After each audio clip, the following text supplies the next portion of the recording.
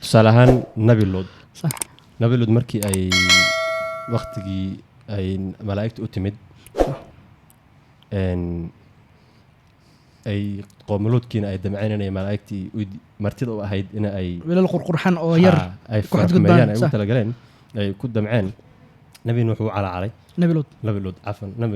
نبي لود ها صح وعلى علي هؤلاء بناتي إن كنتم فاعلين صح هؤلاء ضيفي فلا تفضحون صح أليس منكم رجل رشيد صح وعلى علي وحين وجد جوابين ما لنا في بناتك من حق وإنك لتعلم ما نريد حدنا خلدنا أساسا هي كدبنا من هاي لو أن لي بكم قوة أو آوي إلى ركن شديد معناها دي أنا هيسأل لها قبيل أما ضد إهل أو كنت سنة إن خد مرة وها لكن أيدي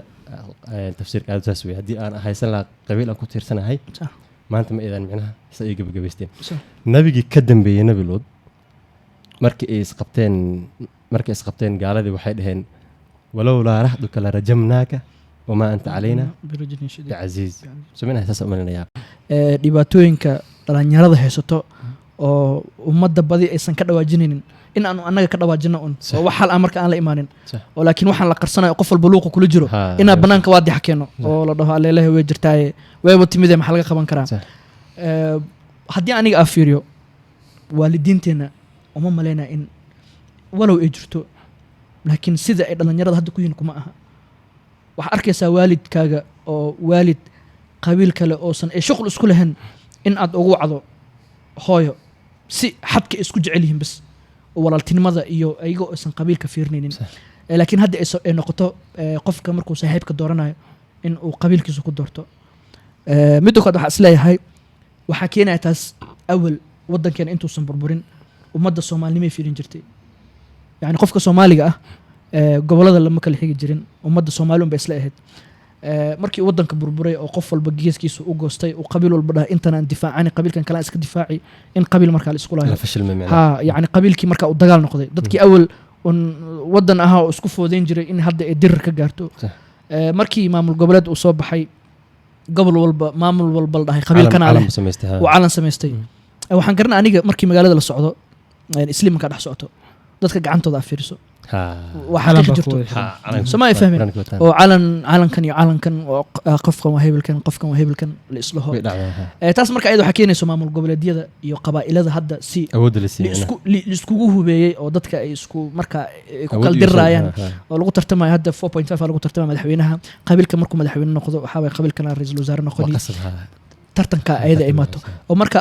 waalidiinteennada ay ku mashquulaynin laakiin dhalinyarada soo kacayso maadaama ay shucuur badan ama awood badan ay leeyihiin oo xoog badan uu ku jiro ay rabaan in ay dabcan kaalin ka gaaraan bulshada marka ay noqoto haddii aragtid inaad kaalin gaartid inaad tiir ku tiirsanaatid tiirkii ku tiirsananaysan uu qabiil noqdo aysan noqonin kartidaada marka qabiilka aad isku xijiso inaad difaacdo si qabiilka lacala bari u dhaha ninkan wax badan noo qeyliya bal kursiga hadda lagu qalciyo taas way jirtaa marka xalka kood waxaa isdhihi lahaa kow horta aan u malaynaa aniga in jahliga la iska bixiyo yani qofka in la baro ama uu ogaado koos haddii aad wax barato ama fasal aad ku jirto ama bulshada magaalada aad ku dhex nooshahay waxaad ogaanaysaa qofka qabiilka inaysan qiimo lahayn qofka adiga ku ag fadhiyo oo buug iyo qalinka kugula qaybsado oo koobka shaaxa kula cabo oo kirada guriga kala bixinayo inuu walaalkaa yahay aysan qiimo lahayn qabiilku kasoo jeedo iyo in ayuhu yahay horta kow taas waxay gelinta in la sameeyo talabaad aa isleeyahay taas anaga xal kuma lihin laakiin waa ku leenahay isleeyahay ayadana oo xal kuma lihin hadda dad ma wacyi gelin karno dad waa wacyi gelin karnaa marka taas kaalinaa ka qaadan karnaa laakiin in hab siyaasadeedka bulshada Soomaaliyeed la bedelo koos hab siyaasadeedkan dhanaa khaldan kuraasta markii la qaybsanayo waxa way xildhibaanaha markii la qaybsanayo waxa lagu xildhibaan qabiil lagu qaybsado wasiirkana qabiil lagu qaybsadaa kuraastana qabiil lagu qaybsadaa wax walba marka in hadii waxa isleeyahay hab siyaasadeedkan la bedelo in ay isbedeli karto mid ku darsanay waxay tahay xalku waxa uu ku jiraa horta in wax la barto lana saad sheegtay jahilnimadu waxa la badan bay keentaa qofkana waxay ka dhigtaa qof yani fikrada khaldan aamino usan kala gelinaynin wixii xaq ah ama wixii baadilka ah ama wixii xaraanta ah ama wixii xalaasha ah qofka intuu jaahil yahay waa intuu fikir walba waxun uu ku fikiri karo yani sidoo kaletana uu ku dhaqaaqi karo laguna shuban karo yaa which means waa inaan wax barano si aan u noqono ma arkaysid qof aqoon-yahan soomaaliyeed oo qabiil ku faanayo ama qabiil hebel taageerayo ama qabiil hebel yani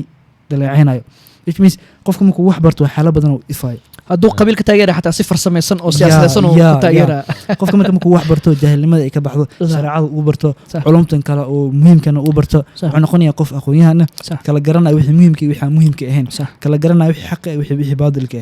ma garatay waa haddii aqoonta uu barto si niyad iyo si wanaagsan ida marka hal kala marka jira adduunka maanta waxa lagu maamulo waxa waaye aqoon walba waxay ku dhisan tahay hab bay u dhisan tahay siyaasad walbana hab bay u dhisan tahay dastuur walbana hab baa loo qoraa haddii ummad la burburin rabo adduunka maanta la joogo hub looma qaato fikrad baa lagu burburiyaa fikradda marka waa fikrad asaas ah oo philosophy xikmad wax walba ku dhisan laana haddii dib loo eego wadamadan inta badan burbureen hadda waxaa lagu burburiya waxay tahay fikrado wadankeena maanta dhammaan waxaa maamul goboleedyada qabiilka waxa keenaya waxay tahay waa fikrado oo la aaminsan yahay ood adiga aaminsan tahay qof kale aaminsan yahay qof walba tiisa la quman qof walba qumaniisa qoorta ugu jiro marka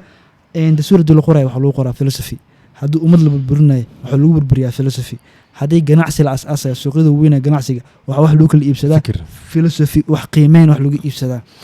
sidoo kale waxbarashadu bilo waxay ku dhisan tahay philosophy waxaan dhaweyd marka waxaa dhegeysanaya book audio ummadahaas loo burburiyaa waxaan marka ii soo baxday macluumaad yar oo muhiim ah oo ah ummad mar haddii la burburin rabo wadankaasi waxaa yimaado horta qofka markuu ku burburin rabo ma garan kartid ama wuxuu mataqaantaa kula garab furanayaa wanaagaad adiga wado hadda aragti lahayn waay yaa haddii aad aragti leedahay aragtida waa kula yeelanaya marka koowaad tusaaloo kale markaa si aad macluumaadkan u fahantaan waxay weeye hadda qof markuu feerku ugu soo tuuro aad hortaagan tihiin hadduu feerku kugu dhaco xanuun sayid ama xoogiis dhan baa kugu dhaca waa dareemaysa sooma laakiin haddii aad feerka iska qabato aad qofkii si garduduub isku dhaafiso waxaa u adeegsatay xoogaa ma adeegsin xoogiisii aad isku dhaafisay ma fahantay which means ummaddan saad u burburisana waa inaad ayaga xoogooda isticmaashaa si ayaguna isku burburiyaan halkaa mil fahanteen ida marka xikmaddu marka waxay tahay ummad mar haddii la burburin rabo qaab aqliyaysana loo burburiyaa fikradaha lagu burburiyaa sidoo kale waxaa lagu burburiyaa yani philosophy dhisan oo habaysan laga yaabaa saameyntiisa in 1 sano iyo 2 sano la ark laakiin 10 sano 20 sano kadib saameyntiisa ay muuqato marka hadda maadaama oo marayno gabagabadii oo maxaa xal aan marayno anigu waxaas dhihi lahaa waxaa haddii xal aan ka gaari karno horta mujtamaca soomaalida ah 3 qayb ayaa maamusha waa culimada odayaasha iyo siyaasiyiinta 3daa shay waxaan isleeyahay culimada oo kale ee booskooda ka soo baxay labada kale waa qabiil ku dhisan yihiin Soomaaliya ajiibka waxay tahay hal mar fikradan yeysan dhafin culimadu maanta waxay ku socdaan qaab qabiil bil xaqiiq culimadeena sharaf ay leeyihiin kala duwan yahay marka anigu waxaan isleeyahay warasatul anbiya ilaahi quraan nabi sallallahu alayhi wasallam dhama ogtahay culimada marka waxaan leeyahay culimada oo kale ayaa ka soo baxay booskoodii odayaasha waxaan isleeyahay booskoodii 100% way gabeen sababta aan ku sheegayaa in badan waa laga in wiil yar baatay maxaa badag wiil dhaw laakiin xaqiiqada waa mogtay inaan caqabadina soo bandhigno si odayaasha waxaad arkaysaa horta oday dhaqameed baa laleeyahay inaan diin lagu xulin baa laga yaabaa qofka bini'aadanka ana haddii uu arrin mujtamac dhex yaalla uu rabo inuu xalliyo waa inuu aasaaskiisu diin ahaado suma fahmin odayaasha marka waxaa laga yaabaa tusaale ahaan gabadh baa la kufsanaya ama wiil baa la dilaya ama qof baa wax dilaya gabadh miskiina la kufsanaya odayaasha fadhiisanaya mid walba intiisa loo laabi baa lagu kala tegaya inta waa lagu kala tegayaa haye wiil baa la soo dilayaa odayaasha fadhiisanaya lagu leeyahay waxaa laga yaabaa inuu yahay ciyaal agoommo ah uu corodkooda uu yahay uu isagii iyo bradwina uu yahay ciddii biile uu yahay markii la soo dilo odayaasha fadhiisanaya leeyahay mag baa la bixinaya iyagu la isku waxeeyo iyaga kala qaadanaya reerkii waxaa iyaguna soo gaaro wax yar oo basid ku filan soo gaaro laga yaabaa wiilkii uu ka dhintay magtiisina ma helayn oo magtiis qabiilka qaadanaya soo ma fahmin marka maxaa xal ah marka aniga waxaas dhihi lahaa culimmada hor shaqo fiican bay hayaan laakiin waa in ay wacyigelin u sameeyaan iyo seminaare u qabtaan odayaashan oo baransi wax u xalin lahaayeen ayaga oo qofkii dulmiyeynin qabiiladii aan dulmiyeynin oo qofkii si cadaalad ku salaysan tahay inay u kala xalin marka culimmadu inay seminaare u qabato odayaashan dhaqameedyada ah ee uma wax isku maleenayo uma maleenayo ani Ani wax shakhsiyaan isla odayaasha in la xalka qaban karo dhalinyarada wax laga gaaro odayaasha ma dhalinyarada la baraarujiyo odaygii markuu ka sirtaa garanaya wiil dhalinyaro ah yaa meesha isagana oday noqonaya booskiis gelaya sax ama dhaxal ha ku helo oo garaad iyo wuxuuna ha noqdo ama wuxuuna ha soo noqdo laakiin marka odayaashii qaybteeda ka dhaceen waa fikirkayga daciifka ah sax kow siyaasiyiinta soo hadhay kaba si daran siyaasiyiinta horta dhulka la hadta dadka waa siyaasiyiin sababtoo arta odayaasha laftooda ayaa waxay leeyihiin ninkanaan wadanaa sax xildhibaankanaan wadanaa isagana matalaya ka hadal ma lahaan sax kuma ayna dooranin cilmi sax cilmi diini cilmi dunimada kuma soo dooranin sax siyaasigii ninkanaan wadanaa odayaashaa wata way keeneen madaxweynaha loo keenay waxaa anaga reebelnahay ninkanaan wadanaa ka hadal ma lahaan noo gee booska ninkii siyaasi u noqdo muxuu ku qaban markaa odayaasha waa inuu dhisa soo maaha in uu shilimaadkooda si marka meesha loo soo mujtamacii wuxuu qaban ma lahaan sax marka culummada shaqada fiican bay hayaan shaqada extra kasi dhigaan odayaasha wacyigelin sameeyaan odayaasha wacyigelin ku sameeyaan siyaasiyiinta ay geysanayaanna si maskaxiisan ay u geysanayaan marka ana waxaan leeyahay odayaasha la iska gaaro okay dabcan yaana ku kala tagin waxyaalo badan oo wanaagsan ay qabtaan baa jirta sax aad u badan may ani waxaan isleeyahay laakiin waxyaalo badan oo khaldan baa jirta odayaasha jagaday lahaayeen aa la dhimay markii dowlad timid cause awal odayga ama qabiilka ninka odayga u ah ee talada kasoo go'i jirtay laakiin hadda maadaama soomaalidii qabiilkii ay weli ka foqin oo odayga ay ku dhegan yihiin ta kalena ay u guureen oo xildhibaan ay ku dhegan yihiin waxay keenaysaa marka in dhaxda lagu dhimo cause awal waxaan aqaanaa dhaqanka qabiilka ninka hogaamiya ninka dagaalka geliya ninka garta bixiya inuu odayga yahay markii dowlad timid waxa waa odaygii waa laga soo tegey laakiin ma la burburin wadamahan kale odaygi waa la burburiyey oday wax la dhaho ma jiro waa un xildhibaan unbaa jiro xildhibaankana shacabka dooranaya laakiin soomaaliya odaygina weli waa joogaa wax waa dooranaya siyaasigiina waa joogaa weli wuxuu qasayaa marka in kala dambeyn iyo waxaas aysan jirin laakiin hadda laguma fogaan karo oo odayada waa aabbayadeen waa adeeradeen waa abtiyadeen nin walba nin unba adi meel unbaa ka dhalatay meesha ka dhalatay ninka wax unba adi abtir unbuu kuu geli marka odayada kulley ma wax lagama sheegi karo laakiin in dhalinyarada saa'id loo baraarujiyo oo la cilmiyeeyo oo dhalinyarada laakiin odayaasha u soo hayay odayaasha kicinayo dhahayahay dagaalkii iyo odayaasha abaabulay dhalinyaradii qaskii wixii wiilka qoriga haayo hadduu dhaho aniga qabiil kuma dagaalamayo maxaa loo sheegi karaa adeer hebel baa ku dhahaya adeer baa ku dhahaya oo waxaa laga dhadhicinayaa reer hebel in nagu soo duulay aabaha dileen awowgaa dileen taariikh baa lagu soo dhisayaa adiga xamaasaysan mid muhiima hilmaamay oo aniga shakhsi ahaan aan aaminsanahay in aniga shakhsi igu tahay oo qabiilka looga tegi karo in la iscafiyo waa very important thing oo yacni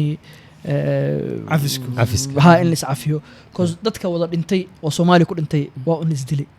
soo maaha qabiil dulmin ma lahan haa qabiil la dulmina ma lahan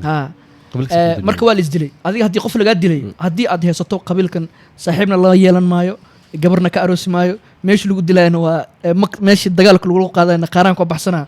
laakiin haddaad dhahdo waa cafiyo ilaahay waxaa waa adduunkan aniga waxa ku leeyahay malaha waa cafiyo يعني أذيك بلابن نصيحة أذيك بلابن هذيك راح كدش أقودي halkan waxaa soo baxday orahan soo xasuustay oo horta waarun wax jira waaye qabiil buu dulmiyey sidoo kale tan qabiil walbana qabiil buu dulmiyey ma garatay oraha ii soo baxday oo qofka intuu laabta ka fiyo yahay amalkiisu way wanaagsanadaan intuu qofka laabta ka jirin yahay amal walba uu sameeynaayo baaba waay wali xitaa cibaadada haday timaado xitaa baaba waay لأن وحول بي وحالكم واي حدي لسه فيه وحول بي هاي يعني عمر البلا قوانا الشيخ مصطفى كشكينا